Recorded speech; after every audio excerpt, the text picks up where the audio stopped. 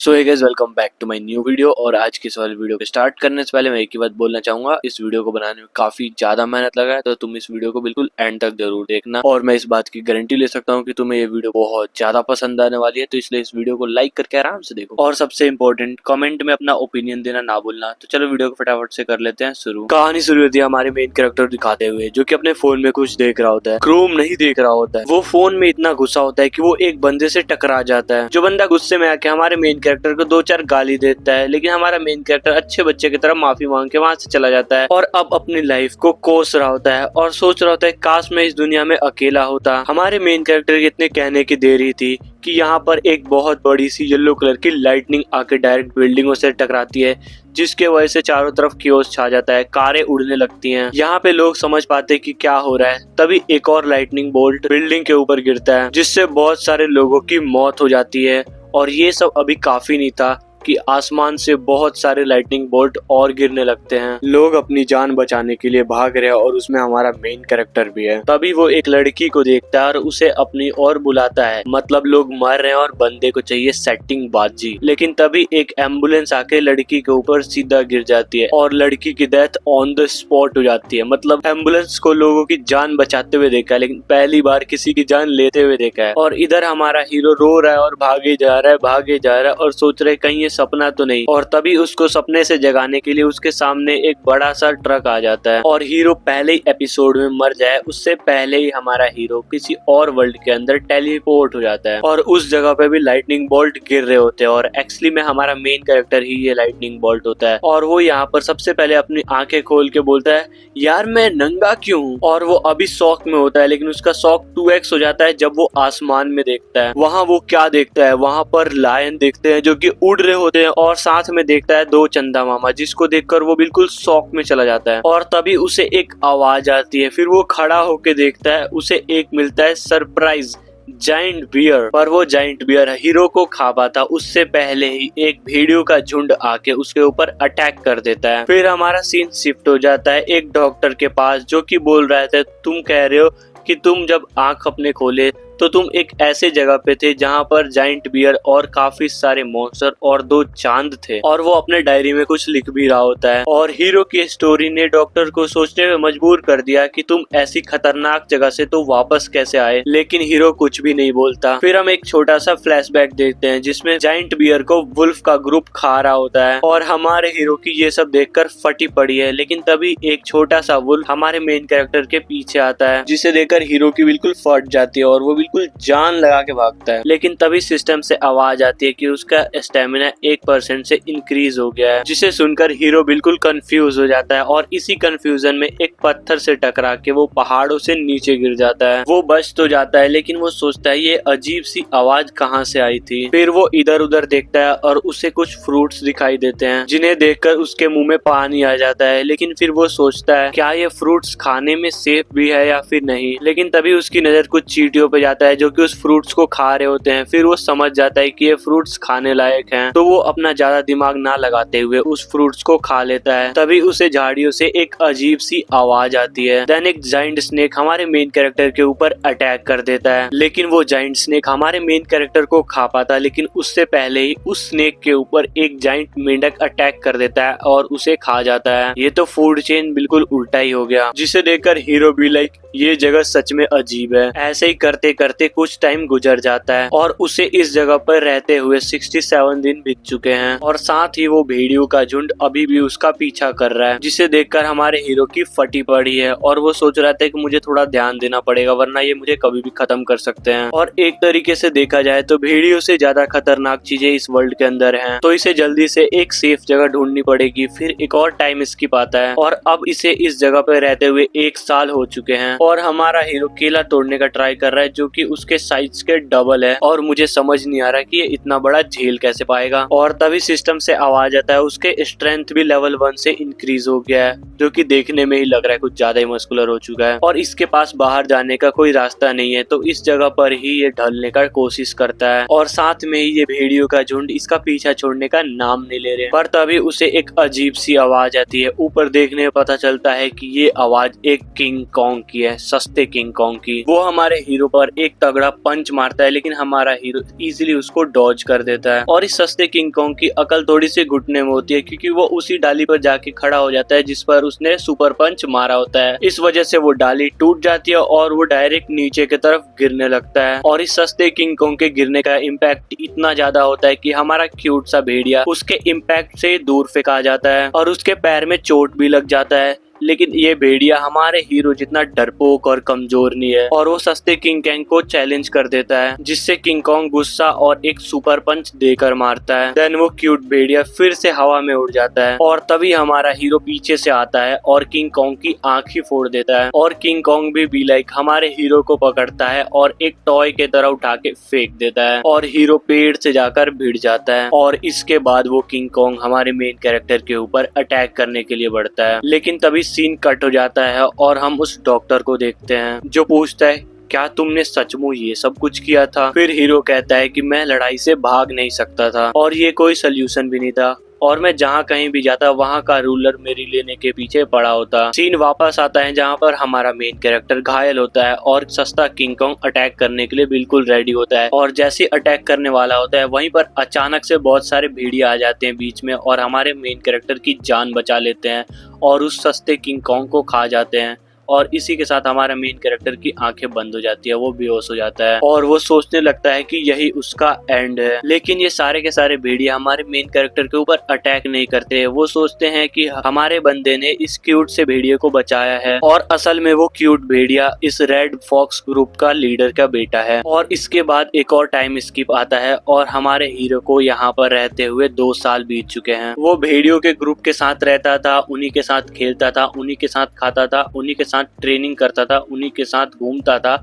और देख के ऐसा लगता है कि उन भेड़ियों ने हमारे मेन कैरेक्टर को अपने ग्रुप में शामिल कर लिया है। और ऐसे ही हमारे हीरो को इस जंगल में 31 साल हो जाते हैं और इसे ना तो इस जगह से बाहर निकलने का रास्ता पता है और ना ही यहाँ पर कोई और इंसान है। लेकिन यहाँ पे रहते हुए हमारा बंदा काफी ज्यादा स्ट्रांग हो चुका है, जो कि एक स्नेक को मार देता है और एक बॉर को इजिली अकेले ही मार देता है, वो भी एक शॉट के अंदर। और उसके बाद एक और टाइम स्किप और उसे यहाँ रहते हुए 120 साल हो चुके हैं। वो डेली सर्वाइवल के लिए हंट करता, इसी बीच उसने काफी दोस्त बनाए और कुछ को खोया भी। और हमारा हीरो अपनी सारी उम्मीद खो चुका था। तभी सीन दोबारा से डॉक्टर के ऊपर शिफ्ट होती है। डॉक्टर हमारे मेन कैरेक्टर से पूछता है, तो तुम वहाँ पर 500 साल रहे थे और भेड़ियों के राजा बने और इंसानों से 500 सालों तक बात नहीं किया, तो वापस कैसे आए? और तभी सीन शिफ्ट होता है किंग कॉन्ग और रेड वुल्फ पर, जो कि आपस में लड़ रहे होते हैं मूनलैंड पर कब्जा करने के लिए। और हमारा हीरो भी उसी फाइटिंग एरिया में है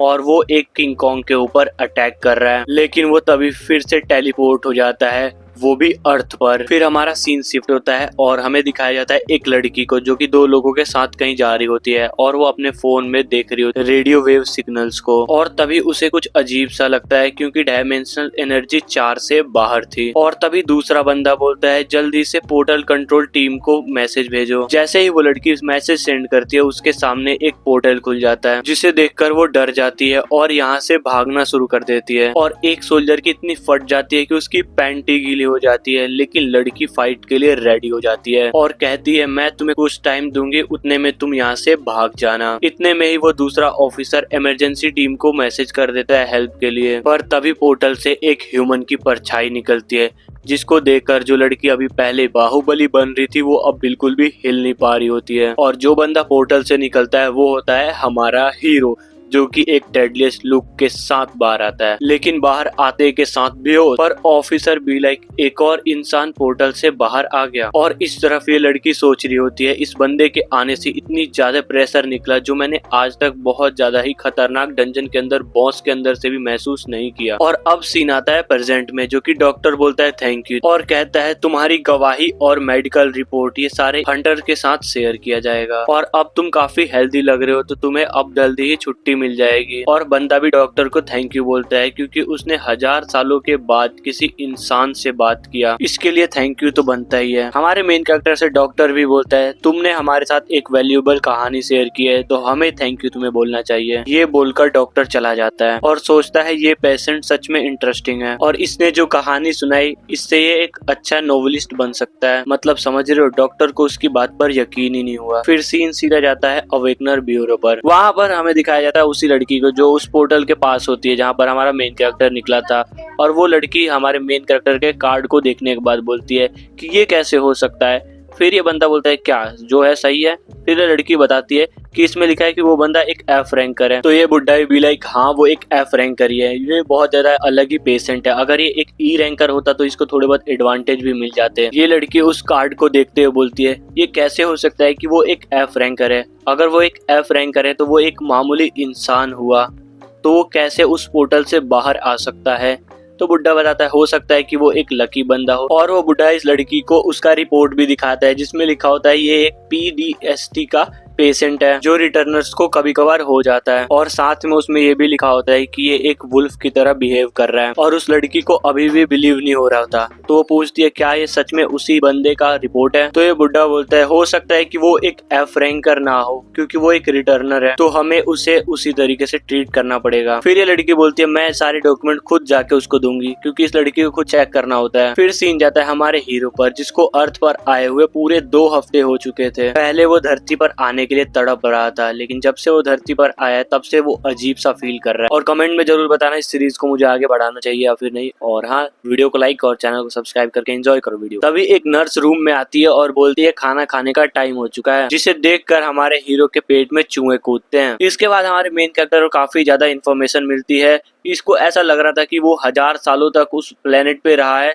जिस वजह से यहाँ पर आएगा तो इसकी फैमिली फ्रेंड सारे के सारे मारे जा चुके होंगे। लेकिन ऐसा कुछ भी नहीं था, ये बस यहाँ पर 10 साल बीता है, वहाँ 1000 यहाँ पे 10। और यहाँ पे इसको पता चलता है कि उसकी मम्मी और पापा उसी दिन डंजन ब्रेक में मारे जा चुके थे, लेकिन इसका भाई अभी भी जिंदा है। ये पढ़ते इसका मत्था बिल्कुल फिरक जाता है। वो यहाँ से डायरेक्ट गेट खोल के बाहर भाग जाता है और सबसे बोलता है मुझे उस टकले डॉक्टर से मिलना है। वहां पहुंचते हीरो टकले से बोलता है कि मेरा भाई अभी भी जिंदा है और मुझे उसको ढूंढना है, तो जल्दी से मेरे रिलीज फॉर्म पे साइन करो। लेकिन टकला भी बोलता है मुझे नहीं लगता कि आप अभी सोसाइटी में जाने के लिए पूरी तरीके से रेडी हो, तो बेटर होगा कि आप जब तक वेट करो जब तक हम तुम्हारे भाई को ढूंढ ना ले। लेकिन हमारा मेन कैरेक्टर भी लाइक अबे टकले मैं तेरी कोई परमिशन लेने यहाँ पर नहीं आया। हीरो को इतने ज्यादा गुस्सा में देखकर डॉक्टर भी उसको जाने के लिए परमिशन दे देता है, लेकिन एक कंडीशन पर, जो कंडीशन अभी हमें भी नहीं बताया जाता है। फिर हमें दिखाया जाता है सारे के सारे लोग बाहर आ जाते हैं, यानी कि हमारा मेन कैरेक्टर टकला और टकले की एक असिस्टेंट। टकला हमारे मेन कैरेक्टर को गाड़ी में बैठा देता है और ड्राइवर से बोलता है ये अभी अच्छी तरीके से रिकवर नहीं हुआ, तो इसको गाड़ी थोड़ा स्लो चला के इसके डेस्टिनेशन पे पहुंचा दो। इसके बाद टकले की असिस्टेंट पूछती है वैसे डॉक्टर आपने उसकी इतनी ज्यादा मदद की, उसको कपड़े दिए, उसके हॉस्पिटल का बिल भरा और तो और उसे अपने पैसे से टैक्सी भी करवाई, इतना तो एफ रैंक हंटर को कोई हंटर एसोसिएशन भी नहीं करेगा, तो आपने उसको इतनी ज्यादा फैसिलिटीज क्यों दी। फिर टकला बताता है कि उसको हमारे हीरो से स्टोरी सुननी थी जो कि उसने अभी आधी ही सुनी है। और ये सुनकर वो नर्स शॉक हो जाती है और टकला बोलता है क्या तुम किसी को बुला सकती हो जो ये डोर फिक्स कर सके। तो नर्स बताती है मैंने पहले ही इन्फॉर्म कर दिया, कोई आता ही होगा इसको ठीक करने के लिए, लेकिन ऐसा किसने किया। फिर हमें पता चलता है इसके पीछे हमारा मेन कैरेक्टर होता है। इसका टकला अपने रूम के अंदर आके बैठता है और सोच रहा होता है कि बहुत दिनों बाद मैंने कोई ऐसा पेशेंट देखा है, ये मेरे लाइफ का दूसरा पेशेंट है जो कि इतनी ज्यादा पावर रखता है। इसके बाद यहाँ से सीन शिफ्ट होता है एक टैक्सी में जो कि ट्रैफिक में फंसी होती है।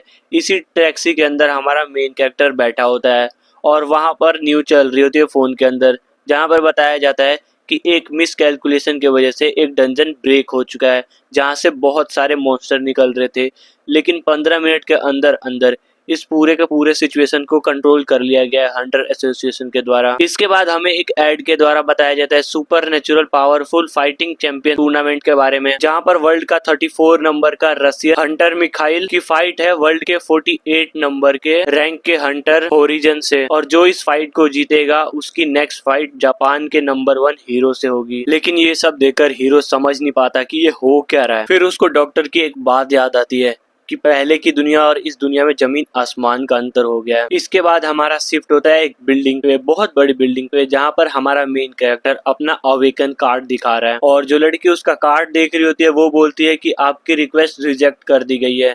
तो हमारा मेन कैरेक्टर बोलता है ऐसा कैसे रिजेक्ट कर दिया। फिर लड़की बताती है कि आप एक एफ रैंक हंटर तो हैं, लेकिन इसके साथ ही आपको पॉइंट चाहिए होती है जो कि आपके 4 पॉइंट अभी भी कम है। लेकिन हमारे हीरो को कुछ समझ नहीं आ रहा होता है और वो सोच रहा था कि अभी तो 2 हफ्ते पहले ही तो मैं पोर्टल से बाहर आया हूँ। ये सुनकर लड़की को विश्वास नहीं हो रहा होता है, क्योंकि एफ रैंक मतलब नॉर्मल पर्सन, और नॉर्मल पर्सन पोर्टल से बाहर नहीं आ सकते, वरना उनके टुकड़े टुकड़े हो जाएंगे। तो पहले या तो किसी अवेकनिंग अकेडमी जाओ या फिर गिल्ड में जाकर पॉइंट कमाओ, और जब अवेकन हो जाओ फिर यहाँ आना। इसके बाद सीन शिफ्ट होता है और हमारा हीरो, जिसका नाम पार्क है, वो सोच रहा होता है कि यहाँ का सिस्टम कुछ ज्यादा ही अजीब है। इसके बाद हमारा सीन जाता है एक टैक्सी पर, जहाँ पर हमारा मेन कैरेक्टर बैठा होता है और वो पूछ रहा होता है कि ये जो गेट है ये कितने दूर तक फैले हैं।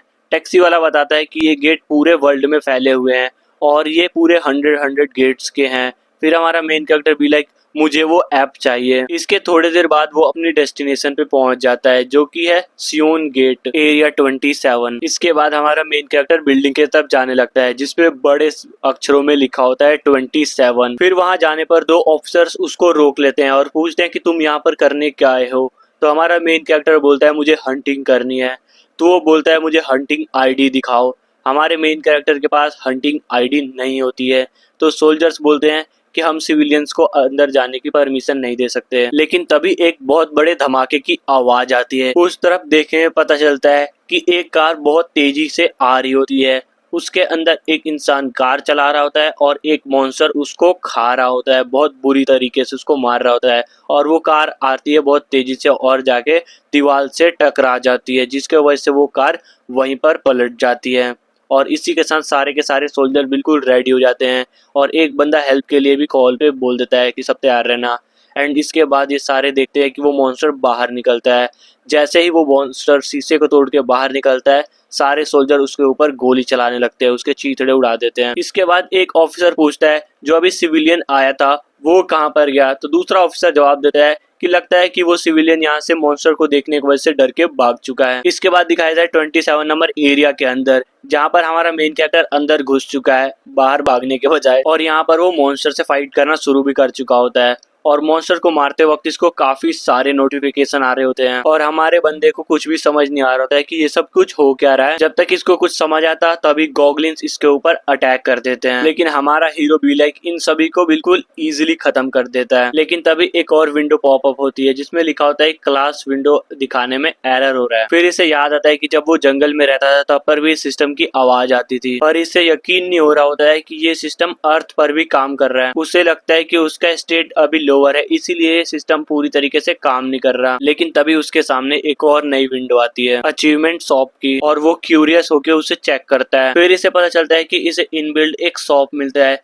जिसका यूज करके वो कहीं पर भी कुछ भी खरीद सकता है। और इसके पास अभी 7 एवोल्यूशन पॉइंट है, यानी अचीवमेंट पॉइंट है। और यहाँ पर शॉप में पानी और खाने के लिए कुछ ऑप्शन है जो कि कुछ खास नहीं है। लेकिन तभी उसको कोई पपी के रोने की आवाज आती है। फिर वो पीछे की तरफ देखता है, एक पपी अपने मम्मी को जगाने का ट्राई कर रही होती है, जिसको देखकर हमें पता लग रहा है कि उसके पूरे बॉडी से खून निकले जा रहा है। तो हमारा मेन कैरेक्टर उनके पास जाता है और उस बने हुए पपी की बॉडी को टच करके पता करता है कि इसको थोड़ा बहुत पॉइजन दिया गया है और ये जल्द ही मरने वाली है। और हमें देखकर ऐसा फील हो रहा होता है कि वो मरा हुआ डॉगी ऐसा बोलना चाहता है हमारे मेन कैरेक्टर से कि मेरे पपी का ध्यान रखना। इसके बाद वो मर जाती है। फिर हमारा मेन कैरेक्टर अपने पॉकेट से निकाल के खाना पपी को कुछ खाने के लिए देता है एंड उसका चल जाता है गॉब्लिन्स के बॉडी को काउंट करने के लिए, जो कि टोटल 7 होते हैं। इसके बाद नेक्स्ट मॉर्निंग हो जाती है और हमारा मेन कैरेक्टर ने उस डॉग मम्मी के लिए ग्रेवयार्ड भी बनाया होता है और जो पपी डॉग है उसको सहला रहा होता है, यानी कि पेट कर रहा होता है। एंड इसके बाद हमारा सीन शिफ्ट होता है एरिया 27 के गेट पर, जहाँ पर बहुत ज्यादा हैवी ट्रैफिक होती है और सारे के सारे लोग हॉर्न बजाए जा रहे होते हैं और पूछ रहे होते हैं कि इतनी ज्यादा ट्रैफिक क्यों लगी है। लेकिन तभी उन सबके मुंह खुले रह जाते हैं जब वो पीछे मुड़ के देखते हैं कि हमारा मेन कैरेक्टर काफी सारे ज़ॉम्बीज को, मॉन्स्टर्स को अपने पीठ पर लाद के ला रहा है। सबकी आंखें फटी की फटी रह जाती है कि इस बंदे ने अकेले इतने सारे ज़ॉम्बीज को कैसे मार लिया। इसके बाद हमारा बंदा उन ज़ॉम्बीज की बॉडी को बेचने के लिए जाता है और उसे मिलते हैं टोटल 2.1 मिलियन वॉन, और उनमें सबसे वैल्यूएबल आइटम था ब्लड स्टोन, जो ज़ॉम्बीज के हार्ट के अंदर होता है और इनके अंदर जितनी एनर्जी स्टोर होगी उनकी प्राइस उतनी ही हाई होगी। और हमारे हीरो के पास कोई बैंक अकाउंट ना होने की वजह से वो लड़की हमारे हीरे को पूरा पैसा कैश में पे करती है और हमारा हीरो भी लाइक अगर मैं एक हंटर बन जाऊंगा तो कितने कम टाइम में मैं एक अमीर बंदा बन जाऊंगा। इसके बाद सीन जाता है एक रैंडम कन्वीनियंस स्टोर पर, जहाँ पर दो बंदे आपस में बात कर रहे होते हैं। काउंटर वाला बंदा खुश होता है कि ब्लैक बंदे को जॉब मिल गई है और वो उसके बच्चे के लिए एक चॉकलेट भी देता है। इसके बाद ब्लैक जैकेट वाला बंदा चॉकलेट ले लेता है और अपने ट्रक को चलाते हुए यहाँ से चला जाता है गाना गाते हुए। थोड़ी देर में अपने घर पे पहुंच जाता है, तभी उसके पीछे से आवाज आता है पार्क जिनहू। फिर हमें समझ आता है ये हमारे मेन कैरेक्टर के भाई है, लेकिन उसे हमारे हीरो ने आवाज नहीं लगाई होती है। उसे कुछ लोग आके डायरेक्ट बिना किसी रीजन, बिना किसी बात के पंच मार देते हैं और उसे पकड़कर अपने साथ ले जाते हैं। और इन्हें देखकर पता लग रहा है कि ये लोन शार्क वाले बंदे हैं, जिन्हें इस बंदे से पैसा चाहिए। जिन्हू उन्हें 2.4 मिलियन वॉन देता है, जो इस महीने के प्रिंसिपल और इंटरेस्ट के हिसाब से काफी होते हैं। लेकिन ये कमीड़ा बंदा ऐसे नहीं छोड़ने वाला था। वो बोलता है 160 का तो प्रिंसिपल और 120 लेट एंट्रेंस फी वो कौन देगा, और हम जो तेरे 4 दिन से चक्कर लगा रहे हैं उसकी फीस कौन देगा। और ये सुनकर जिन्हू रोता है और बोलता है मुझे माफ कर दो, मुझे बस 3 दिन का टाइम दे दो, मैं आपके सारे पैसे दे दूंगा। लेकिन ये कमीड़ा बंदा उसे बेल्ट की जोर के दे के मारता है। लेकिन जैसे ही कुछ बोलने वाला था तभी दूर से एक आवाज आती है जो कि जिन्हू को आवाज लगा रही होती है। और जैसे ही जिन्हू पीछे मुड़ के देखता है, उसको देखने को मिलता है हमारा हीरो यानी उसका भाई, बिल्कुल डेडली मोड के अंदर। और जिन्हू उसे देखकर समझ जाता है कि ये तो मेरा भाई सूहो है। फिर हमारा बंदा उसके पास जाता है और पूछता है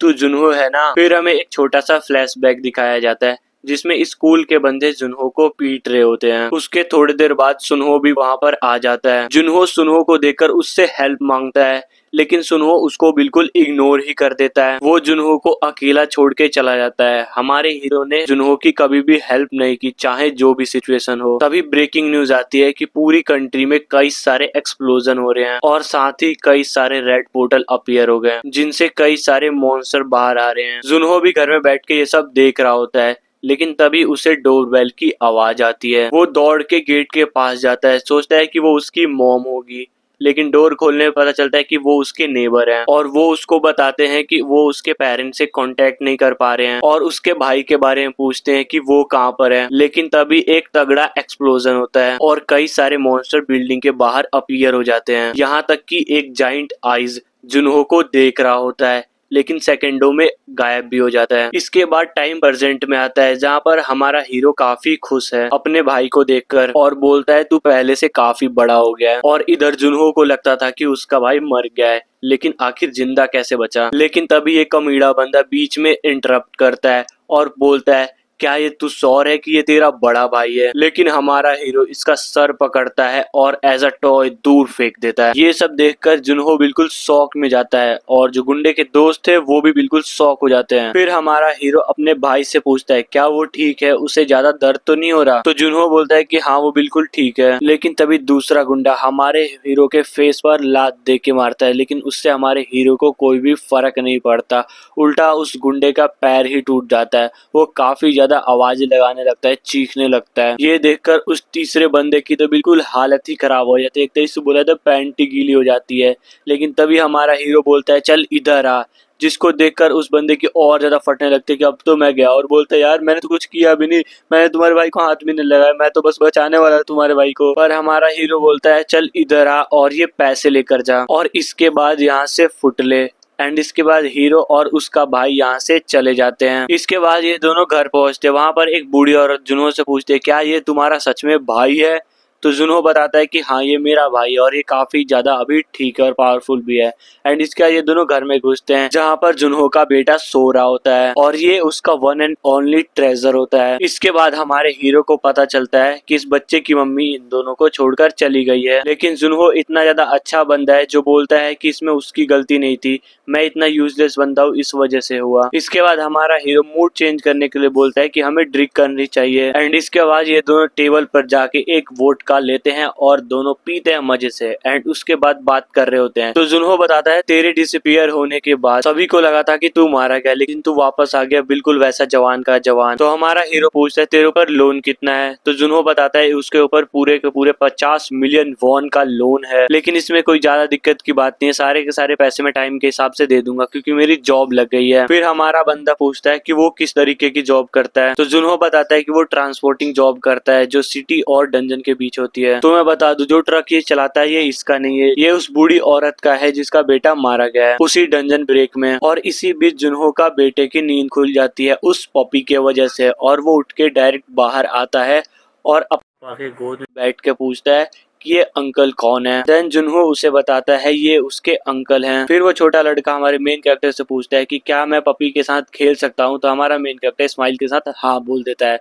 फिर वो जाके पपी के साथ खेलने लगता है, जिसे देखकर जुनहो बताता है उसे हमेशा से ही एक पपी चाहिए था। तभी हमारा हीरो बोलता है चलो साथ में काम करते हैं, लेकिन जुनहो को कुछ समझ नहीं आता कि हीरो बोल क्या रहा है। फिर हीरो बताता है कि वो सारा काम खुद करेगा, लेकिन उसे वो ट्रक चाहिए। फिर जुनहो उससे पूछता है तू उस ट्रक का क्या करेगा। तब हमारे बंदे का एक कोल्ड रिप्लाई आता है, मॉन्स्टर हंटिंग। और ये सुनकर जुनहो कम्प्लीटली शॉक हो जाता है। इसके बाद हमारा सीन शिफ्ट होता है दोबारा से ब्यूरो के पास। वहां पर दोबारा से लड़की उसकी आईडी देखती है और इस बार शॉक हो जाती है क्योंकि ये रजिस्टर हो गया होता है एज अ रिटर्नी। तो हमारा हीरो पूछता है क्या अब मैं क्वालिफाई हो चुका हूँ, और ये लड़की भी हमारे हीरो को कांग्रेचुलेट करती है और गिफ्ट के तौर पर एक्सफोन 50 देती है, आईफोन का महंगा वर्जन। और साथ ही ये बोलती है कि अवेकन सेंटर ऐप डाउनलोड करना मत भूलना। और साथ में बताती है कि जब तुम बहुत सारे मॉन्स्टर को मारोगे और उनके एनर्जी कलेक्ट करोगे तो तुम ई रैंक पे प्रमोट कर दिए जाओगे, और इसके साथ तुम्हें बहुत सारे बेनिफिट मिलेंगे जिनमें से एक है पेंशन का। तो लड़की उससे पूछती है क्या आपको स्टेट विंडो ओपन करने आता है क्या, क्योंकि रिसेंट टेक्निकल इश्यू की वजह से इंटरफेस चेंज हो गए हैं। और उसी मोमेंट हमारे बंदे के सामने सिस्टम स्क्रीन आ जाती है और सारे स्टेट दिखते हैं उसमें। और ये सब देखकर हमारा बंदा सोच रहा होता है कि उसका स्टेट इतना लो क्यों है।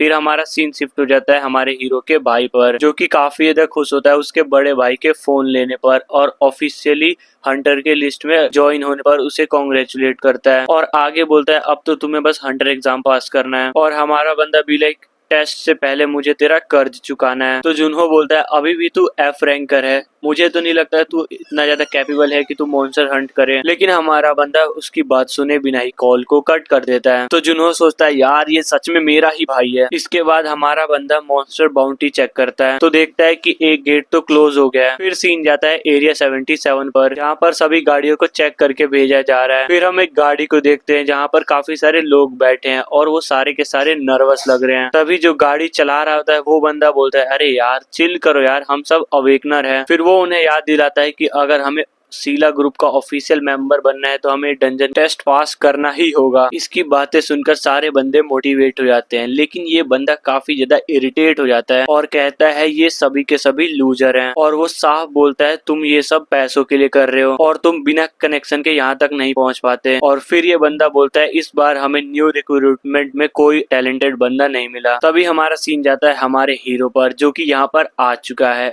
और तभी उससे एक सोल्जर बोलता है अपना रिटर्निंग कार्ड यहाँ पर डालो। और जैसे ही वो अपना आईडी कार्ड उस मशीन में डालता है तो वैसे ही सोल्जर को उसकी सारी डिटेल मिल जाती है और जाते वक्त उसे वार्न करता है कि तुम्हारे लिए फीड लिमिटेड है तो कभी भी डंजन के अंदर एंटर मत करना। और हमारा बंदा जाने लगता है। तभी पीछे से कार में बंदे सोच रहे होते ये कौन है जो बिना वेपन और टूल के ऐसे ही अंदर जा रहा है, ये पागल वागल तो नहीं है। तभी वो अपने पास बैठे बंदे से बोलता है इसका पीछा करो। लेकिन जैसे ये फील्ड के अंदर पहुंचते हैं हमारा हीरो इनके आंखों के सामने से गायब। इन्हें समझ नहीं आ रहा होता है कि वो ये अचानक से यहाँ से कैसे चला गया, लेकिन ये बंदा समझ जाता है कि हमारे हीरो में कुछ ना कुछ स्पेशल बात है। उन्हें हमारा बंदा इसलिए नहीं दिखा क्योंकि हमारा बंदा बहुत तेज स्पीड में आगे निकल गया था और वो आगे जाके थक जाता है। फिर बोलता है ये है मेरी बॉडी की स्टेट, मैं कितना कमजोर हूँ भाई। इसलिए वो सोचता है कि अब वो फिर से ट्रेनिंग स्टार्ट करेगा। पर तभी उसे एक आवाज आती है जो कि एकदम शॉर्ट फाइट जैसी होती है। लेकिन वो जैसे ही वहाँ पहुँचता है तो वो देखता है कि कुछ हंटर को कुछ बुरे लोगों ने घेर कर रखा हुआ है और हमारा बंदा समझ जाता है कि उन हंटर ने हार मान ली है और वो लड़ने के बारे में बिल्कुल नहीं सोच रहे। पर तभी एक आदमी कार से बाहर आता है और पूछता है कि इतना टाइम क्यों लग रहा है इन लोगों को संभालने में, देखने में मुझे शायद ये इस बुरी गैंग का बॉस लग रहा है। और वो काफी गुस्से में और बोलता है यार बस 3 लोग ही तो इन्हें जल्दी निपटाओ। तभी एक हंटर उस बॉस को देखता है और समझ जाता है कि ये घूसी चोई है जिस पर बाउंटी है वो भी 4000 की। हीरो तो ये सब सुन के जा ही रहा होता है, लेकिन जैसे ही वो सुनता है 4000 वो वहीं पे रुक जाता है और इधर सारे हंटर उसको पहचान जाते हैं कि ये घूसी चोई है जो कि सीरेक वेंटर है। तभी उस बुरी गैंग का एक बंदा बोलता है कि तुमने हमारे बॉस का नाम कैसे लिया, अब तुम सब मारे जाओगे। और बॉस भी कंफर्म करता है कि हाँ मैं वही बंदा हूँ जिसके सर पे 4K बाउंटी है, अगर चाहिए तो आ जाओ। लेकिन उन सारे के सारे बंदों की तो हालत पहले से खराब है, फटी पड़ी है। वो बोलते हैं कि अगर तुम हमें जाने दोगे तो हम तुम्हें सब कुछ दे देंगे अपना। तो बॉस बोलता है अगर तुम सब कुछ दे ही दोगे तो मजा कैसे आएगा, और वो सीधा उन पर अटैक कर देता है। और तभी बीच में आ जाता है हमारा मेन कैरेक्टर शीशा तोड़ते हुए, और डायरेक्ट एक हीरो वाली एंट्री लेता है जिससे फ्लोर भी टूट जाती है।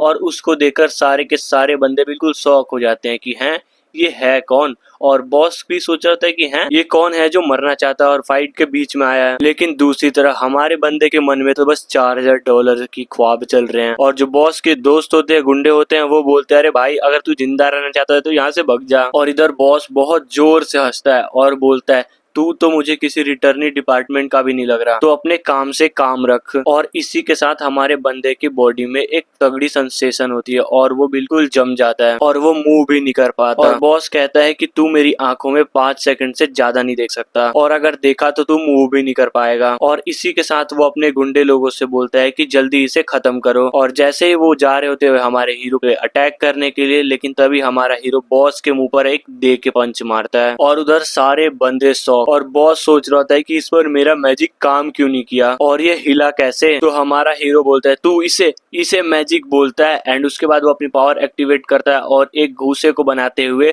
उसके ऊपर मारने जाता है। लेकिन बॉस उस अटैक को डॉज कर लेता है और अपनी छोटी सी तलवार से हीरो पर अटैक ही करने वाला होता है। लेकिन हमारा बंदा उससे डबल स्मार्ट है, वो उसे एक लात ही देकर मारता है। और जैसे ही बॉस खड़े होने की कोशिश करता है वैसे ही उसको मिलता है एक सुपर पंच। उसके बाद तो हमारा हीरो रुकता ही नहीं और लिटरली एक हाथ से उस बॉस को फेंक देता है। हंटर को तो यकीन नहीं हो रहा था कि ये सब हो क्या रहा है, इतना खतरनाक बंदा इस दुनिया में। फिर हमारा हीरो उन बंदों से मजे लेने के लिए बोलता है क्या तुम भी मुझसे फाइट करोगे। और वो गुंडे भी लाइक नहीं भैया हमारी बस की कहाँ आपसे फाइट करने की, और वो सरेंडर कर देते हैं। फिर वो उन गुंडों से पूछता है कि क्या तुम लोगों के ऊपर भी इस गुंडे जैसी बाउंटी है क्या। फिर गुंडे बताते हैं कि हमारी कोई भी बाउंटी नहीं होती, हमारा बॉस ही था जिसके सर पे बाउंटी थी और वो हमें डरा धमका के काम कराता था। अगर आप उन्हें ले जाओगे तो आपको बहुत सारे पैसे मिल जाएंगे। और इधर उस बॉस को अपने लोगों की बातें सुनकर रोना आ रहा है और बॉस बोलता है मैंने तुम लोगों को खिलाया पिलाया और तुम लोग मुझसे ही गद्दारी कर रहे हो। और उधर वो गुंडे भी कम नहीं है, वो बोलते हैं चुप कर, तुझ जैसे को तो जेल में होना चाहिए। तो हीरो बोलता है अच्छा तो तुम लोगों का कोई भी यूज नहीं है। पर तभी पीछे वाले हंटर बताते हैं कि ये सब क्रिमिनल है, अगर तुम इन सबको लेकर जाओगे तो तुम्हें कोई ना कोई रिवॉर्ड पक्का मिलेगा। और ये सुनकर उन हंटर की हालत देखो, वो बोलते हैं यार हम तो भैया एकदम यूजलेस एकदम बेकार है। तो हीरो पूछता है तो हम इन सबको लेकर कैसे जाएंगे। तो हंटर बताते हैं हमारे पास कार है। फिर उन गुंडे लोगों को मार मार कर कार की डिग्गी में फिट कर देता है। उसके बाद एक हंटर हीरो को थैंक यू बोलता है और बोलता है कि मुझे समझ नहीं आ रहा कि हम आपका एहसान कैसे उतारेंगे। बाकी हंटर भी बोलते हैं कि तुमने हमारी जान बचाई है,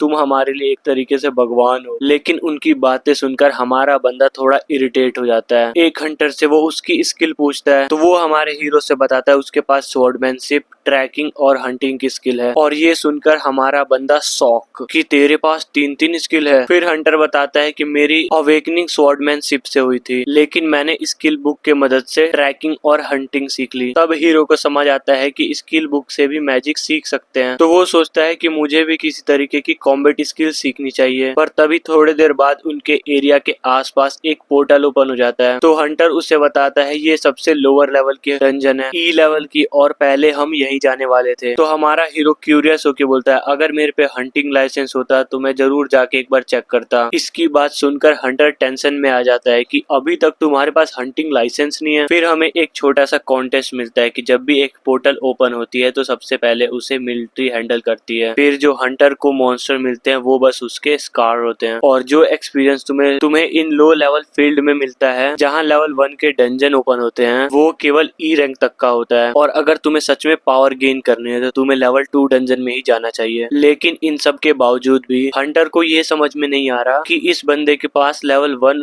डंजन का एक्सपीरियंस भी नहीं है, तो इसने एक सी रैंक के बंदे को कैसे हरा दिया। तो वो क्यूरियस होके हमारे बंदे से उसकी रैंक पूछता है और जैसे ही हीरो एफ बोलता है वो बंदा बिल्कुल शॉक हो जाता है और अपने गाड़ी का कंट्रोल खोने लगता है। तभी हमारा बंदा उससे एक फेवर मांगता है। इसके बाद सीन शिफ्ट होता है हमारा डंजन के पास, जहाँ से ये सीला ग्रुप का बंदा बाहर निकलता है और इसकी पूरी टीम बाहर निकलती है, जो कि काफी ज्यादा इंजर्ड होती है और यहाँ तक कि एक बंदे का हाथ भी टूट जाता है। और तभी इनका कैप्टन गुस्सा होके बोलता है कि आजकल किसी को भी हंटिंग लाइसेंस मिल जाता है क्या, और कहता है मैं सबसे पहले उस इंटरव्यूअर को बाहर निकालूंगा जो इन जैसे लूजर को रिक्रूट करता है। उसका दूसरा बंदा उसको रिलैक्स होने को बोलता है और बोलता है न्यूबीज पर गुस्सा करना कोई फायदा नहीं है, और बोलता है आपको तो पता है कि गिल्ड की क्या हालत है। ये सब सुन के कैप्टन पूरी तरीके से फ्रस्ट्रेटेड हो जाता है और कैप्टन सोचता है कि ये लोग जिनके माँ बाप बहुत अमीर होते हैं वो आसानी से इधर घुस जाते हैं और अवेकनर बन जाते हैं। उसके बाद उनके पेरेंट्स हंटर हायर कर लेते हैं ताकि वो डेंजर क्लियर कर सकें, और फिर वो रेडी हो जाते हैं गिल्ड ज्वाइन करने के लिए और मिशन पर निकल जाते हैं और पूरा बोझ उठाना पड़ता है हम जैसे लोगों को। तब ये बंदा बोलता है कि सर आपका मूड ठंडा करने के लिए मेरे पास एक आइडिया है, चलो साथ में ड्रिंक करते हैं। तभी कैप्टन नोटिस करता है कि जब ये लेवल 1 की डंजन गायब होने वाली है तो ये इतनी ज्यादा हलचल क्यों हो रही है, क्या कुछ हुआ है यहाँ पर। वो जैसे ही एक सोल्जर से पूछता है तो वो इसे बताता है यहाँ पर काफी बड़ा सीन हो गया है। किसी बंदे ने 10 लुटेरे को डिलीवर किया है और उनमें से एक बंदा सी लेवल का था जिसका नाम आपने पक्का सुना होगा। कैप्टन जैसे ही उसका नाम सुनता है तो वो पूछता है कि क्या यहाँ पर कोई आज हाई रैंक का बंदा विजिट करने वाला था क्या। नहीं सर कोई नहीं, बस एक एफ रैंक का बंदा था जिसके पास हंटिंग लाइसेंस भी नहीं था। वो कैप्टन टोटली डिसबिलीव में होता है कि ये सब कैसे हो गया। सोल्जर बताता है कि मुझे ज्यादा तो नहीं पता, लेकिन इतना है कि वो बंदा डायरेक्ट जाके इन लुटेरों की पिटाई कर दी। और ये सुनकर कैप्टन और भी शॉक हो जाता है और सोचता है कि कहीं ये वही बंदा तो नहीं जो मैंने टनल में देखा था। वो तुरंत पूछता है वो एफ रैंकर कहाँ गया। तो वो सोल्जर बताता है कि सर मैंने उसे डंजन की ओर जाते हुए देखा था। और ये सुनकर कैप्टन इमीडिएटली पोर्टल की तरफ भागता है और कहता है कि मुझे अपनी आंखों से देखना है कि ये सब कुछ सच है या फिर नहीं। फिर वो एक ऑफिसर से पूछता है कि क्या आप मुझे बता सकते हो जिस बंदे ने इन लुटेरों को पकड़ा था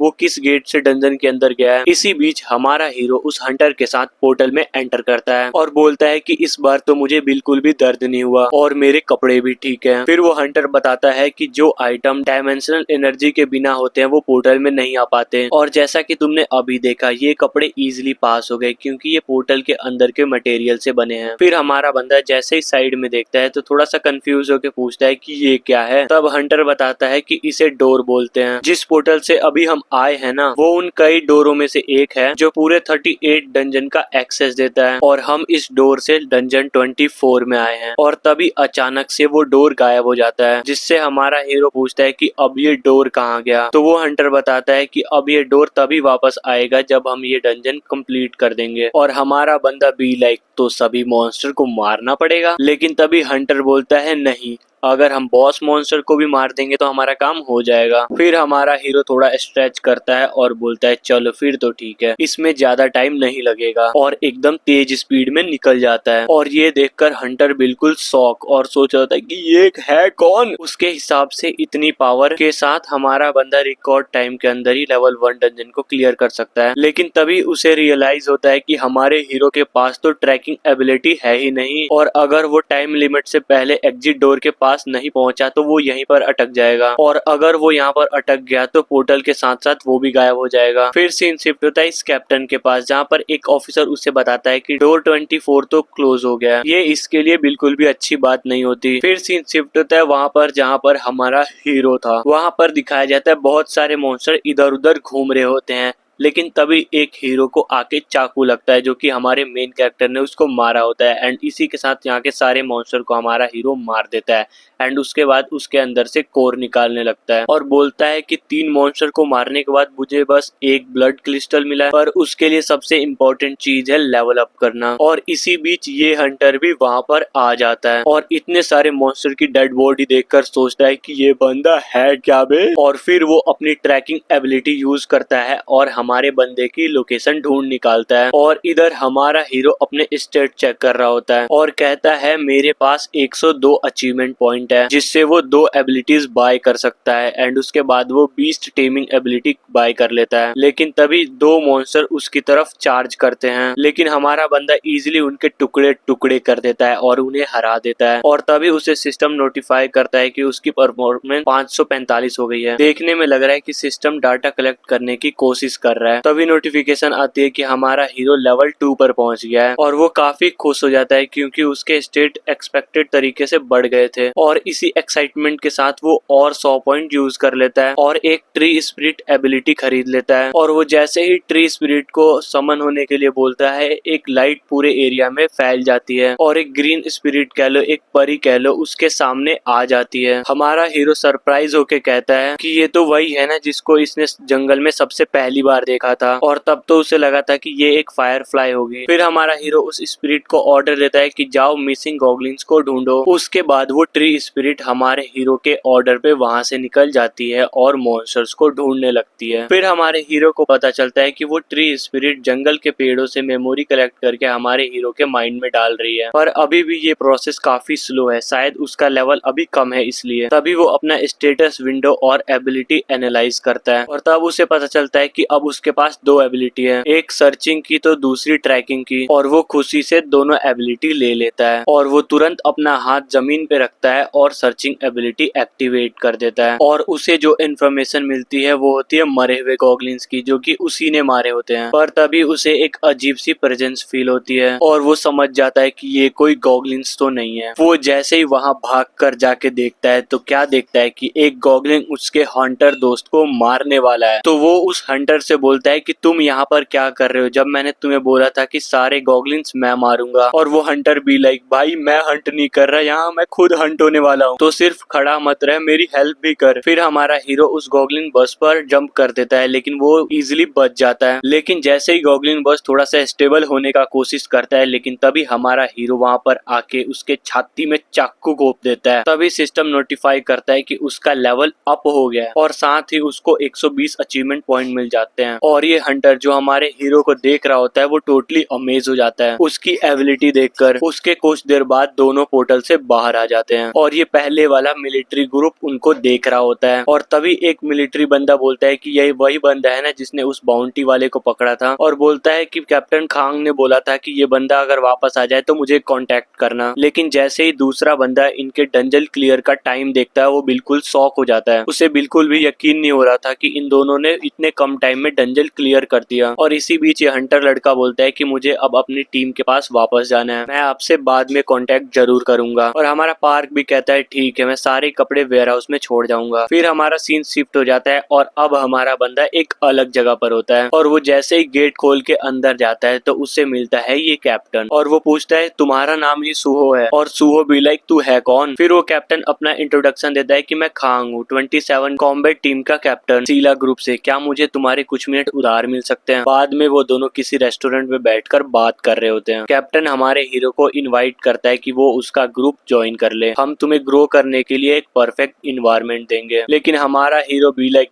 मुझे इन सब चीजों में कोई इंटरेस्ट नहीं है। ये सुनकर कैप्टन इरिटेट हो जाता है और सोचता है आखिरकार इस बंदे को प्रॉब्लम क्या है, इसने कुछ भी सोचा ही नहीं और गिल्ड ज्वाइन करने से मना ही कर दिया। और वो पूछता है अगर तू ऑलरेडी किसी ग्रुप से एसोसिएट है तो हम ऑफिशियली ऑफर भेज सकते हैं। फिर हमारा बंदा बोलता है मैं किसी भी गिल्ड में नहीं। फिर कैप्टन उसे बताता है कि हमारे गिल्ड की रैंक 4 है और तुम्हें ये समझने चाहिए कि हमारे बीच और टॉप के बीच में कोई ज्यादा फर्क नहीं है। और हमारा हीरो भी लाइक बात वो नहीं है, मुझे किसी के अंडर काम करना पसंद नहीं है। इसके बाद एक छोटा सा टाइम स्किप आता है और अब हमारा बंदा घर पहुंच चुका है और कहता है लगता है वो लोग अभी तक वापस नहीं आए। फिर वो छत पर जाके थोड़ा सा आराम करने लगता है और धूप लेने लगता है। तभी ये दादी भी वहाँ पर कपड़े सुखाने के लिए आ जाती है। अब अपनी दादी को सब कुछ अकेला करते हुए देखकर हमारा हीरो उनकी हेल्प करने के लिए जाता है, जहाँ दादी उससे पूछती है तू इतना यंग कैसे दिखता है, क्या तेरी एज उल्टी बह रही है। देन हमारा हीरो सेज मैं उम्र में आपसे कई गुना ज्यादा बड़ा हूँ। फिर दादी थोड़ा इमोशनल होकर बोलती है कि आजकल मॉन्स्टर कहीं से भी निकल आ रहे हैं और किसी को भी मार दे रहे हैं। इतना सब होने के बाद यंग दिखना कोई सरप्राइज वाली बात तो नहीं है। मैंने सुना तुम्हें यहाँ से गायब हुए 10 साल हो गए और तुमने अपने भाई को भी नहीं देखा था। और देखो, अपने फैमिली का ध्यान रखना और दोबारा अपने फैमिली का दिल मत तोड़ना। ये सुन के हमारा बंदा भी लाइक, दादी टेंशन मत लो, मुझे कुछ नहीं होने वाला। इसके थोड़ी देर बाद हमारे हीरो का भाई और उसका छोटा बेटा आ जाता है एंड इसके बाद हमारा हीरो उतने भाई को 50 मिलियन वॉन देता है और बोलता है जा अपना कर्जा चुका दे और जल्दी आना, हमें साथ में डिनर भी करना है। ये देखकर उसका भाई इमोशनल हो जाता है और बोलता है कि मुझे समझ नहीं आ रहा कि मैं आपका एहसान कैसे चुकाऊंगा। लेकिन सुनहो बोलता है कि ज्यादा इमोशनल मत हो, बस जा और सब कुछ संभाल लेना। उसके भाई के आंखों में आंसू आ जाते हैं और वो वहाँ से चला जाता है। पर तभी हमारा हीरो अपने भाई को आवाज लगाता है और बोलता है आते समय कुछ खाने को भी ले आना। उसके बाद हमारा बंदा वहीं बैठा हुआ है और अपने भतीजे का ख्याल रख रहा है। पर तभी एकदम से एक सिस्टम स्क्रीन पॉपअप होती है और लिखा होता है कि टारगेट उसको फॉलो कर रहा है, अब उसका एक नाम दो। फिर हमारा बंदा सोच रहा है कि इस डॉग का अब मैं क्या नाम रखूं। तभी उसका भतीजा उसको नाम सजेस्ट करता है कि इसका नाम बेकुकू रखो और हमारे बंदे को भी ये नाम अच्छा लगता है और वो इस डॉगी का नाम बेकुकू रख देता है। उसके बाद काफी टाइम हो जाता है लेकिन जुनू आता ही नहीं और उसके बच्चे को भी जोरों से भूख लग रही है लेकिन जुनू का कोई अता पता ही नहीं। तभी हमारे हीरो को अपने भाई का ट्रक दिखता है तो सोचता है चलो मेरा भाई सेफली घर तो आ गया। उसके थोड़ी देर बाद जैसे हमारा हीरो और उसका भतीजा ट्रक के पास जाते हैं तो वो शॉक हो जाते हैं क्योंकि हमारे हीरो का भाई पूरे खून से लथपथ है। तब सुहो जुनहो से पूछता है कि तुम्हारे साथ ऐसा किसने किया। जिसके थोड़ी देर बाद हमारा सीन जाता है एक बिल्डिंग के ऊपर जिसके अंदर कुछ लोग कार्ड गेम खेल रहे होते हैं। वो आपस में उसी चैंपियन मैच के बारे में बात कर रहे होते हैं जहाँ पे मिखाइल और होरिजन लड़ने वाले हैं और उन दोनों फाइट पर बेट लगाने की बात चल रही है यहाँ पर। तभी दरवाजे के बाहर से जोर जोर से आवाज आती है और इनका बॉस लिटरली काफी फ्रस्ट्रेटेड हो जाता है और पूछता है ये आवाजें किस चीज की हैं, चेक करो जाकर। और दो बंदे जैसे ही जाते हैं चेक करने के लिए कि क्या सीन है तभी दरवाजा खुलता है और एक बंदा दिखता है जो पूरा खून से सना हुआ होता है। और तभी एक हाथ उसके सर पर आता है और उसे खींचकर बाहर ले जाता है। ये देखकर सारे बंदे शॉक हो जाते हैं कि ये सब कुछ हो क्या रहा है। पर तभी एक डेडली आइज दरवाजे से दिखती है और वहीं से पूरा कांड शुरू हो जाता है। फिर हमारा हीरो उन सभी बंदों को इतनी बुरी तरीके से मारता है कि किसी का आधा फेस ही कट जा रहा है, किसी के खून निकले जा रहे हैं, किसी को जमीन में पटक के मार रहा है, किसी के डेक्स मार रहा है, तो कोई यहाँ पर भीख मांग रहा है। लेकिन हमारा हीरो बिल्कुल भी शांत होने का नाम नहीं ले रहा और उनके बॉस की तो फटी पड़ी है कि यार ये बंदा है कौन। तभी उसका सेक्रेटरी बोलता है कि शायद ये एक रिटर्नी है जो कि अब अवेक हो चुका है। पर तभी हमारा हीरो एक टेबल उठा के उनकी तरफ फेंक देता है और टेबल पर चढ़ के पूछता है क्या तेरा ही नाम किम है। वो बॉस इरिटेट होके बोलता है हाँ मैं ही हूँ किम, पर तू कौन है। फिर हमारा हीरो कोल्ड वे में बोलता है मैं वो हूँ जो जुनू का कर्जा लौटाने आया है। लेकिन वो बॉस भी लाइक तू अपने आप को समझता क्या है, किसी भी ऑफिस में चढ़ेगा वहाँ के इनोसेंट लोगों को मारेगा तो तेरे साथ कुछ नहीं होगा क्या, तू भी नहीं बचेगा। पर तभी हमारा हीरो उसके मुंह पर एक जोरदार थप्पड़ जड़ देता है और कहता है कि इसमें उसका क्या कसूर था, मेरा भाई बस अपना कर्जा चुकाने के लिए आया था तो तुमने उसके साथ ऐसा क्यों किया। तुम्हें बस पैसों से मतलब था तो पैसे लेके निकलते ना, तो तुमने अपनी लाइन क्रॉस क्यों की। और इस बीच हमारा हीरो उसको थप्पड़ पे थप्पड़ मार ही जा रहा होता है। वो बंदा हमारे हीरो से भीख मांगते बोलता है भाई मुझे छोड़ दे, मुझसे गलती हो गई। तभी हमारा हीरो कोल्ड स्टाइल में बोलता है कर्जा सेटल कर वरना यहीं चाटे मार मार के जिंदा मार दूंगा। और वो बंदा रोते हुए बोलता है मैं अभी के अभी सब कुछ सेटल करता हूँ। इसके बाद ये पूरा गैंग हमारे हीरो के सामने घुटनों पर बैठा है और सब के सब बोल रहे थे कि आज से जुनू का सारा कर्जा सेटल हो चुका है और अब वो कम्प्लीटली कर्जे से फ्री है। और फिर हमारा हीरो उनको वार्निंग देता है कि अब तुम मुझे दिखे तो तुम लोग अपनी कब्र खोद लेना। इसके बाद सारे गुंडे घुटनों पर बैठ के हाँ में हाँ मिलाते हैं और बोलते हैं कि भाई हम सब समझ गए। इसके बाद हमारा बंदा यहाँ से चला जाता है। उसके जाते ही ये बॉस अपनी औकात दिखा देता है और कहता है कि मेरे पास भी कई सारे कनेक्शन है तो अब सब के सब तुम मरोगे। इसके बाद सीन जाता है इस कैप्टन के पास जो कि अपने दोस्त से बोल रहा होता है कि मुझे एक नया टैलेंट मिल चुका है। उसे हमारे हीरो की सारी डिटेल देखने को बोलता है और वो जैसे ही हमारे हीरो की सारी डिटेल देखता है तो वो थोड़ा हैरान हो जाता है और कहता है कि ये तो एक एफ रैंकर है और इसने आज ही रजिस्टर कराया है। तो कैप्टन बोलता है हाँ मैं इसलिए तो बोल रहा था और ये बंदा सच में इंटरेस्टिंग है, इसकी प्रोफाइल को हमें डीप में चेक करना चाहिए। वो दूसरा बंदा जैसे उसकी प्रोफाइल चेक करने जाता है सिस्टम पॉपअप आ जाता है एक्सेस डिनाय। ये दोनों शॉक में आ जाते हैं कि ये बंदा है कौन जिसका प्रोफाइल कॉन्फिडेंशियल रखा गया है। लेकिन फिर भी ये बंदा किसी न किसी तरीके से करके सिक्योरिटी बाईपास करके उसका इन्फॉर्मेशन निकाल ही लेता है। और उनको एक बात समझ नहीं आ रही होती है कि इसकी प्रोफाइल को इतना सीक्रेटली क्यों रखा गया है। और फिर वो चेक करते हैं कि हमारे हीरो ने किसी भी गिल्ड को अभी तक ज्वाइन नहीं किया और उन्हें लगता है कि इसके पीछे शायद कोई और ही कहानी है। लेकिन जैसे ही ये बंदा हमारे हीरो की एबिलिटीज चेक करता है तो वो थोड़ा सा शॉक हो जाता है। वो बोलता है मैटेरियलाइजेशन, ब्रेड और वाटर, ये सब क्या है? और कैप्टन से बोलता है क्या उसने ब्रेड और वाटर से उस सी लेवल वाले बंदे को पकड़ा था? फिर वो बोलता है इसकी स्टेट को देखो, ये 10 साल से मिसिंग था, इसलिए ये पूरी सिचुएशन काफी अजीब लग रही है। फिर वो बोलता है कहीं ये कोई स्पेशल एजेंट तो नहीं है? फिर वो कैप्टन बोलता है मैं तो बस इसकी पावर को ही देख रहा था, मुझे कभी नहीं लगा था कि ये कोई इंटेलिजेंस ब्यूरो का बंदा भी हो सकता है। फिर ये बंदा बोलता है मेरा सजेशन सिंपल सा है, इस बंदे को रिक्रूट करने का प्लान ड्रॉप ही कर दो। और बोलता है मैं 100% श्योर हूँ ये गवर्नमेंट का आदमी है। फिर वो दोनों मूड हल्का करने के लिए कॉफी पीने जाते हैं, जहाँ पर ये कैप्टन उस बंदे से बोलता है प्लीज इस बंदे पर नजर रखना। लेकिन इसके बाद सीन शिफ्ट होता है और हमें एक हॉस्पिटल दिखाया जाता है, जहाँ पर हमारा बंदा अपने भाई से मिलने के लिए आता है और उसे होश में और जगा हुआ देखकर काफी खुश होता है। और यहाँ तक कि हमारा बंदा उसके लिए खूब सारा खाना भी लेकर आया था ताकि वो ज्यादा खाए और जल्दी से ठीक हो जाए। फिर हमारा हीरो पूछता है अब तू कैसा फील कर रहा है? फिर जुनहो बताता है कि ये कल मेरी बैंडेज भी उतार देंगे। फिर जुनहो एक्साइटेड होके बोलता है कि अगर यार तू पास हो गया तो तुझे कोई भी गिल्ड इनवाइट कर लेगी, कितना अच्छा होगा ये सब। लेकिन हमारे बंदे के दिमाग में कुछ और ही चल रहा होता है और वो सोचता है कि मैं जंगल का किंग था, मैं किसी और के नीचे काम नहीं कर सकता। और जुनहो बताता है कि तू एक काम कर सकता है, किसी हाई रैंकिंग गिल्ड को ज्वाइन कर ले। लेकिन हमारा बंदा भी लाइक मुझे किसी भी गिल्ड की जरूरत नहीं है, मैं खुद की गिल्ड बनाऊंगा। ये सुनकर जुनहो भी लाइक क्या तू सच में अपनी खुद की गिल्ड बनाने वाला है? उसके बाद सीन जाता है अवेकनर ब्यूरो पर, जहाँ पर ये लड़की कहीं जा रही होती है। लेकिन तभी उसका बॉस उसे पीछे से आवाज लगाता है और कहता है कि तू इतने दिनों से कहाँ गायब थी? और वो उसे डांट रहा होता है कि तेरे एरिया में 2 ब्रिजेस हो चुके हैं और अगर कल का पोर्टल ब्रिज पोर्टल होता तो पूरा शहर बर्बाद हो जाता। पर वो लड़की इरिटेट होते हुए बोलती है कि आप लोग मेरे बिना कोई काम कर नहीं सकते हो क्या? पर वो डायरेक्टर रिक्वेस्ट करता है कि देख बहन, पोर्टल डिपार्टमेंट का मैनेजर सुबह से मेरा दिमाग खराब कर रहा है, तो मेरी थोड़ी हेल्प कर दे, तू अपना टैलेंट वेस्ट क्यों कर रही है? पर वो लड़की उसको टोन मारते हुए कहती है मेरा दिमाग तो कहीं और रहता है ना। पर तभी वो डायरेक्टर उसके हाथ में एक पेपर पकड़ा देता है और बोलता है कि बकवास बंद करो और इसे पढ़ लो। वो लड़की पेपर देखकर शॉक हो जाती है, उसे लग रहा था कि अब थोड़ा सा उसे ब्रेक मिलेगा, पर उसे तो मैनुअल लेबर पर भेज दिया गया है। फिर वो डायरेक्टर बोलता है तू अकेली नहीं है, और भी वहाँ पर लोग हैं और तेरे लिए तो ये पहली बार नहीं है।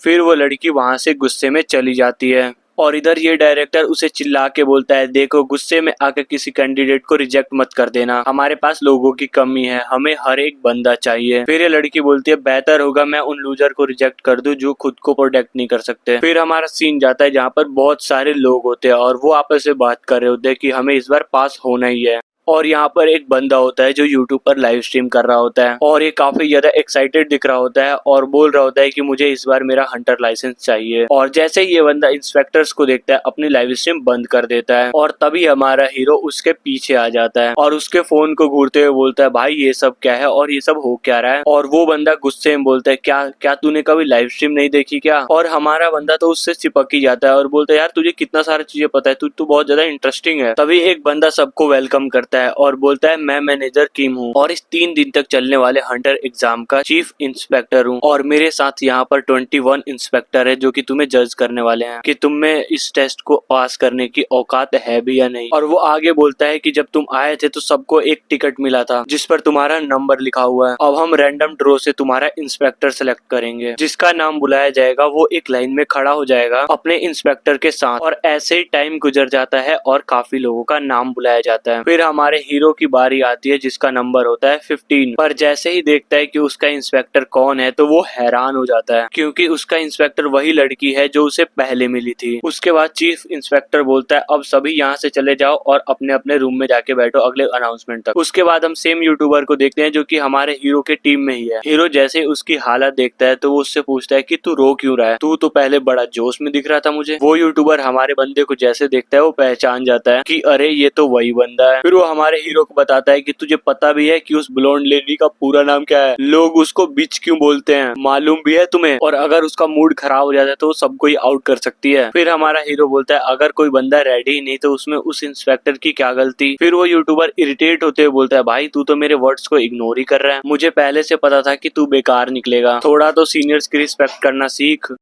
फिर हमारा हीरो सीधे बोलता है अगर तुझे मेरे टोन से दिक्कत है तो असली मर्दों की तरह इसे सॉल्व करते हैं फाइट करके। इस बात को सुनकर वो यूट्यूबर बोलता है तुझे क्या लगा मैं कोई इजी टारगेट हूँ। फिर हमारा हीरो बी लाइक हाँ मुझे तो ऐसा ही लग रहा है। हमारे हीरो की बात सुन के वो यूट्यूबर और भी भड़क जाता है और बोलता है चल इसको आज सेटल कर ही लेते हैं। इसके थोड़ी देर बाद ये चोई भी यहाँ पर पहुंच जाती है लेकिन वो देखती है कि रूम में तो कोई नहीं है। फिर वो गुस्से से लाल हो जाती है। फिर हमारा सीन जाता है एक रिंग एरिया में जहाँ पर हमारा हीरो और वो यूट्यूबर फाइट के लिए रेडी हो रहे होते हैं और वो यूट्यूबर हमारे हीरो से बोलता है कि तूने गलत बंदे से नाम ले लिया। तूने कभी टीवी पर फेरी हीरो का नाम सुना है? मैं एक प्रोमिसिंग बॉक्सर यूट्यूबर हूँ। लेकिन हमारा हीरो लाइक यूट्यूबर एक कोई खाने की चीज है क्या? ये सुनकर वो यूट्यूबर और भी ज्यादा गुस्से में आ जाता है। बोलता है अब तुझे सबक सिखाना ही पड़ेगा। और यहाँ पर जितने भी बंदे होते हैं वो सारे के सारे चेयर कर रहे होते हैं कि लड़ो भाई लड़ो। और ये यूट्यूबर भी बोलता है कि मेरी हॉबी ही है बदतमीज लोगों को सबक सिखाना। और हमारा हीरो भी सोच रहा होता है अब आने वाला है असली मजा। और इसी के साथ वो यूट्यूबर हमारे हीरो के ऊपर अटैक कर देता है। लेकिन इसी के साथ यहाँ पर आ जाती है चोई। वो गुस्से में आकर सबको बोलते हैं अभी के अभी सब यहाँ से निकलो और अपने वेटिंग रूम में जाओ। और सारे के सारे लोग उसको देखकर यहाँ से भाग जाते हैं। चोई हमारे लड़के और उस यूट्यूबर को देख रहे होते हैं और बोलते तुम्हें यहाँ से डिस्पेल करवाना है क्या? और वो यूट्यूबर सारे सिचुएशन को एक्सप्लेन करने का सोच रहा होता है लेकिन चोई बोलती है अपना मुंह बंद रख। और बोलती है यहाँ से सारे के सारे लूजर जा चुके हैं तो अपनी फाइट शुरू करो। और जो मैच हारा वो यहाँ से आउट हो जाएगा, डिस्क्वालीफाई हो जाएगा। और इसी के साथ इन दोनों की फाइट यहाँ से दोबारा कंटिन्यू हो जाती है। और यूट्यूबर बोलता है देख भाई अगर तू हारा तो मेरे को ब्लेम मत करियो। और जैसे मुक्का मारने जाता है लेकिन बट वॉट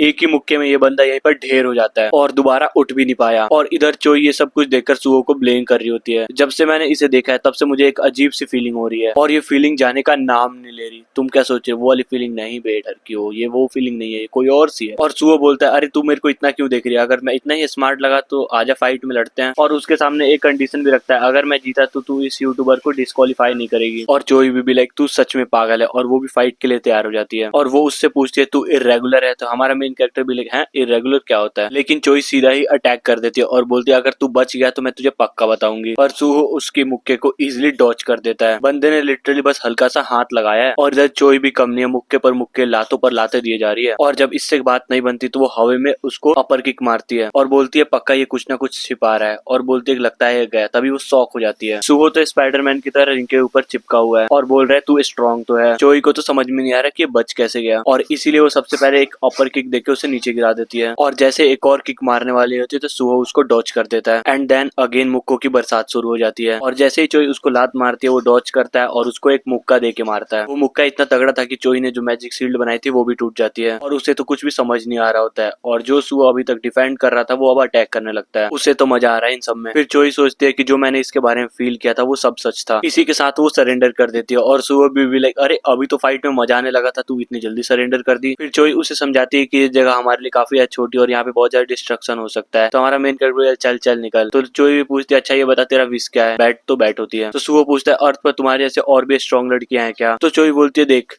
अर्थ पर तो बस मेरे जैसी बस मैं ही हूँ सिंगल। तो हमारा मेन कैरेक्टर सीधा बोलता है तो ठीक है मैं तुझे चूज करता हूँ, तो चलो साथ में बच्चे करते हैं। ये सुन के लड़की उसके मुंह पे डायरेक्ट एक थप्पड़ खींच के मारती है और इधर ये यूट्यूबर भी होश में आ जाता है और उस यूट्यूबर को कुछ भी समझ नहीं आ रहा था कि ये सब कुछ हो क्या रहा है और सोच रहा होता है उस गोल्डी ने सुहो को थप्पड़ क्यों मारा और सबसे इंपॉर्टेंट चीज मैं यहाँ पर ऐसे क्यों पड़ा हूँ। और फिर उसको रियलाइज होता है कि वो तो बस एक मुक्के में ही ढेर हो चुका था। और इतने में ये चोई भी यहाँ से चली जाती है गुस्से में और ये यूट्यूबर सुहो पर गुस्सा होते हुए बोलता है अब तो तू खुश है ना कि मैं डिस्क्वालीफाई हो गया एग्जाम देने से पहले ही। सुहो उस यूट्यूबर को बताता है कि तू डिस्क्वालीफाई नहीं हुआ। फिर हमारा सीन जाता है उस कैमरे के ऊपर जहाँ ये चीफ ऑफिसर उन सबको देख रहा होता है और वो शॉक में होता है कि चोई इस बंदे से हार गई। फिर वो यूट्यूबर पूछता है कि इसका क्या मतलब कि मैं डिस्क्वालीफाई नहीं हुआ। फिर सुहो उसको बताता है कि मैंने उससे बोला था कि तुझे डिस्क्वालीफाई ना करें। अब उस यूट्यूबर को लगता है कि उसको ये चाटा इस वजह से पड़ा था। सुहो ने उससे रिक्वेस्ट की होगी इसलिए उसको थप्पड़ मार दिया होगा। भाई ये इमोशनल हो चुका है और वो सोच रहा होता है कि ये बंदा कितना ज्यादा अच्छा है और जिसे अभी थोड़ी देर पहले गाली दे रहा था उसे अब भैया बोल रहा है। और तभी एक अनाउंसमेंट होती है और सुहो को अभी के अभी डायरेक्टर रूम में बुलाया जाता है और अब सुहो चीफ ऑफिसर के साथ बैठकर चाय पी रहा है और पूछता है कि आपने मुझे यहाँ क्यों बुलाया। और वो बंदा बोलता है कि बात स्टार्ट करने से पहले मैं तुझे बता देना चाहता हूँ कि जो भी हम बात करने वाले हैं वो सब रिकॉर्ड होने वाला है। और सुहा भी लाइक ठीक है मुझे इस सबसे कोई प्रॉब्लम नहीं है और बोलता है मैंने तेरी और चोई की फाइट देखी और मैं ये देख के शौक हूँ कि एक कैंडिडेट ने बी रैंक के हंटर को हरा दिया है, तो तू क्या एक इरेगुलर है क्या? जिसे सुन के हमारा हीरो बोलता है ये होता क्या? मैं ये सेकंड बार सुन रहा हूँ, मुझे पहले ये बता। फिर ऑफिसर बोलता है कि शायद तुझे अभी तक ब्रिज पोर्टल के बारे में नहीं पता। ब्रिज पोर्टल अर्थ से 3 प्लेनेट को कनेक्ट करते हैं। पहला प्लेनेट है अरोका जहाँ पर एल्फ्स और बौने लोग रहते हैं और वो लोग अर्थ के साथ अच्छा रिलेशन रखते हैं और कभी कभार मैजिक सिखाते हैं। और दूसरा प्लेनेट है गुजिया, जहाँ मैमल्स और मार्शल आर्टिस्ट रहते हैं। मार्शल आर्टिस्ट हमारे एलाइज है और मैमल्स हमारे दुश्मन है। वो हमेशा प्लेनेट पे राज करने के लिए लड़ते रहते हैं। और तीसरे प्लेनेट का नाम है मिड युवा, जो पूरा ऑर्क्स के कब्जे में है। और इसके अलावा वहाँ पर और भी खतरनाक मॉन्स्टर भरे पड़े हैं। और जो अर्थ के लोग इन 3 प्लेनेट से वापस आए, उनके पास इतनी पावर आ गई जो अवेकनर से भी ज्यादा पावरफुल हो गए। इसलिए हम लोगों ने उन्हें इर्रेगुलर बोल के अलग से क्लासिफाई कर दिया। उसके बाद सुबह भी लाइक भाई ये सब तो कुछ ज्यादा ही कॉम्प्लिकेटेड है, बट मैं कंफर्म बोल सकता हूँ कि जहाँ पर मैं था ये तीनों प्लेनेट में से कोई भी नहीं था। ये सुहो की बात सुन के सोचता है कि अगर ये तीनों प्लेनेट में से नहीं है तो क्या ये एक नॉर्मल डंजन ब्रेक से आया है। फिर ये सुहो से पूछता है कि अच्छा तो फिर किस प्लेनेट से तू आया है। तो सुहो इस टकले से बोलता है कि देख मैंने पहले इस डॉक्टर को बता दिया है कि मैं 1000 साल से भी ज्यादा वुल्फ के साथ रह चुका हूँ। ये सुनकर वो सुपरवाइजर कंप्लीटली शॉक बैठा हुआ है। इसके बाद सुहो अपनी पूरी कहानी उसे भी बताता है। फिर ये चीफ ऑफिसर सुहो से बोलता है कि थैंक यू अपनी स्टोरी शेयर करने के लिए, अब तुम वापस अपने वेटिंग रूम में जा सकते हो। और मैं चीफ ऑफिसर की शक्ल देख के बोल सकता हूँ कि इसको घंटा विश्वास नहीं हुआ उसकी स्टोरी पे। उसके बाद एक ऑफिसर जिसका नाम किम है वो अंदर आता है और बोलता है कि सर क्या आपने मुझे बुलाया था। इसके बाद चीफ उससे बोलता है कि अब तुझे टीम 15 का सुपरवाइजर बनना है। फिर ये ऑफिसर बोलता है पर सर वो तो कैप्टन चोई संभाल रही थी ना। हाँ पर वो थी, पर अब भाग चुकी है। और उसे डायरेक्ट ऑर्डर देता है कि तुझे कैंडिडेट सुहो पर नजर रखनी है और टेस्ट खत्म होते उसके सारी डिटेल और रिपोर्ट मुझे लाके देनी है। उसके बाद अनाउंसमेंट होती है कि सारे के सारे कैंडिडेट अपने अपने स्पोर्ट्स शूज पहनो और बाहर आ जाओ। उसके बाद यहाँ पे सारे के सारे कैंडिडेट पहुंच जाते हैं ट्रेनिंग ग्राउंड के अंदर और यूट्यूबर न्यू सुपरवाइजर को देख के बोलता है कि चोई कहाँ पर गई। इस बात से काफी सारे कैंडिडेट खुश भी होते हैं कि उसे बाहर कर दिया। और ये सुपरवाइजर अपने आप को इंट्रोड्यूस करता है कि मेरा नाम किम है और मैं टीम 15 का सुपरवाइजर हूँ। फिर वो सभी कैंडिडेट्स को आज के फिजिकल टेस्ट के मिनिमम रिक्वायरमेंट के बारे में बताता है। 9 सेकंड में 100 मीटर डैश और 1 घंटे में टेट्रालोन कंप्लीट करना है। उसके बाद टेस्ट शुरू हो जाता है और सबसे पहले ये मोटी लड़की डिस्क्वालीफाई होती है और बोलती है हीलर्स के लिए एग्जाम इजी होना चाहिए ना। और वो सुपरवाइजर भी लाइक क्या मॉन्स्टर भी तेरे लिए वेट करेगा क्या। और इसके बाद बारी होती है यूट्यूबर की, जो हमारे मेन कैरेक्टर से बोलता है 9 सेकंड तो मेरे लिए काफी ज्यादा ही है, मैं तुझे नेक्स्ट राउंड में मिलता हूँ। और सच में बंदे ने 8 सेकंड में टेस्ट पूरा कर लिया और अगर 1 सेकंड में इधर उधर होता तो इसकी लग जाती। और अब बारी होती है हमारे हीरो की और जिस वक्त हमारा हीरो तैयार हो रहा था दौड़ने के लिए, उस वक्त ये सुपरवाइजर अपने चश्मे में लगे हुए कैमरे को स्टार्ट कर देता है और इसके बाद वो दौड़ना शुरू करता है और 100 मीटर डैश को फ्लैश से भी जल्दी जल्दी इसको कंप्लीट कर देता है। और सुपरवाइजर को तो समझ नहीं आ रहा कि ये सब कुछ हो क्या रहा है और इधर ये पूरी की पूरी टीम 15 शॉक में है। इसके बाद ये सुपरवाइजर सीधे के सीधे चीफ ऑफिसर को कॉल कर देता है और उसे बताता है कैंडिडेट सुहो का फिजिकल रिजल्ट आ चुका है। ये कम्प्लीटली शॉक कर देने वाला है, मैं आपको अभी कभी वीडियो भेजता हूँ। और चीफ ऑफिसर शॉक होकर बोलता है कि क्या सब कुछ रिपोर्टर ने भी ये सब कुछ देखा है क्या। और इधर ये रिपोर्टर सुहो की फोटो लिए जा रहे हैं, ये बंदा इंसान भी है क्या। इसके बाद ये चीफ ऑफिसर सीधा मिजो को कॉल करता है जो रिटर्नर ब्यूरो की डायरेक्टर है। इसके बाद बोलता है कि मैं आपको कुछ वीडियो भेज रहा हूँ पार्क सुहो की, जिसको आपको अभी के अभी देखना चाहिए। ये बात सुन के मिजो शॉक हो जाती है और उसके बाद वो सुहो की वीडियो देखती है। फिर उसका असिस्टेंट बोलता है कि चीफ ऑफिसर जल्दी से सबका झूठ पकड़ लेता है, इसलिए हम कह सकते हैं कि इस एफ रैंकर ने जो कुछ भी डॉक्टर को बोला था वो सब कुछ सच था। लेकिन मिजो को अभी भी डाउट होता है कि डॉक्टर की रिपोर्ट इतनी इजीली सच कैसे हो सकती है। अगर ये लड़का सच में इर्रेगुलर है तो ये बी रैंक से ऊपर ही होगा और अगर इसकी स्टोरी सच है तो ये किसी 4th प्लेनेट से वापस आया है। फिर ये अपने असिस्टेंट से बोलती है कि मेक श्योर करो कि कोई भी रिपोर्टर ट्रेनिंग ग्राउंड के अंदर नहीं होना चाहिए। फिर वो रिपोर्टर बोलता है कि शायद हम लेट हो चुके हैं, पार्क सुहो की रिपोर्ट ऑलरेडी बाहर आ चुकी है। देन मिजो ऑर्डर देती है कि इन सभी आर्टिकल्स को अभी के अभी रिमूव करो और इन सभी पर अभी के अभी रिस्ट्रिक्शन लगाओ। और इधर हम देखते हैं ट्रेनिंग ग्राउंड में जहाँ पे काफी सारे रिपोर्टर सुहो की फोटो खींच रहे होते हैं। और इसी के साथ आज की वीडियो हमारी खत्म होती है। तो मुझे कमेंट करके जरूर बताना इस सीरीज को आगे कंटिन्यू करना चाहिए नहीं, और इस चैनल को सब्सक्राइब कर लो क्योंकि चैनल पर डेली वीडियोस आ रही हैं।